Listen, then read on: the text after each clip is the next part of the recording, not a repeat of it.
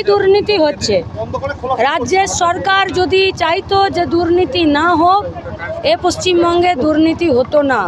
34টা বছর লাল ঝান্ডার পার্টি সবাইকে নিয়ে সরকার পরিচালনা করেছে, একা একটা পার্টি পরিচালনা করেনি। বামপন্থী দলগুলোকে নিয়ে সরকার পরিচালনা করেছে। কোনোদিন একটাও দুর্নীতির কথা প্রমাণ সমেত পেয়েছে? কোনো নেতাকে, কোনো মন্ত্রীকে জেলে যেতে হয়েছে? সুপ্রিম কোর্টে সরকারকে মানুষের পয়সা দিয়ে নিজেদের নেতা মন্ত্রীদেরকে বাঁচানোর জন্য কোনো কেস লড়তে হয়েছে? সরকার না চাইলে দুর্নীতি কোনো দিন হয় না।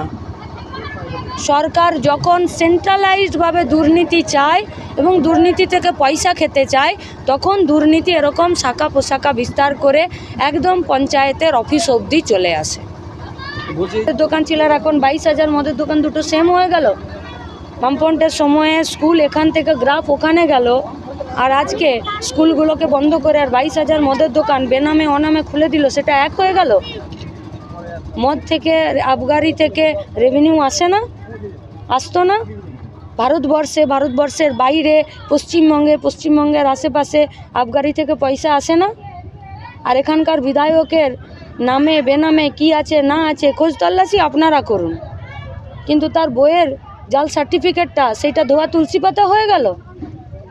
এই গোটা করণদিঘিতে বিড়ি শ্রমিকদের তাদের যা সমস্যা, গোটা উত্তর দিনাজপুরে 5,04,682টা এখানে জব কার্ড আজ 3 বছর ধরে 260 টাকা হাজিরিতে বন্ধ আছে। কেন শোনেননি?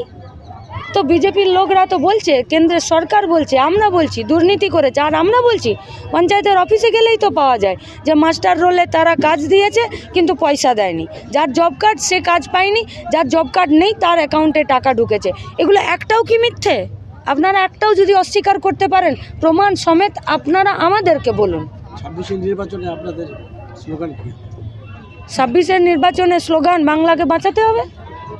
কি কি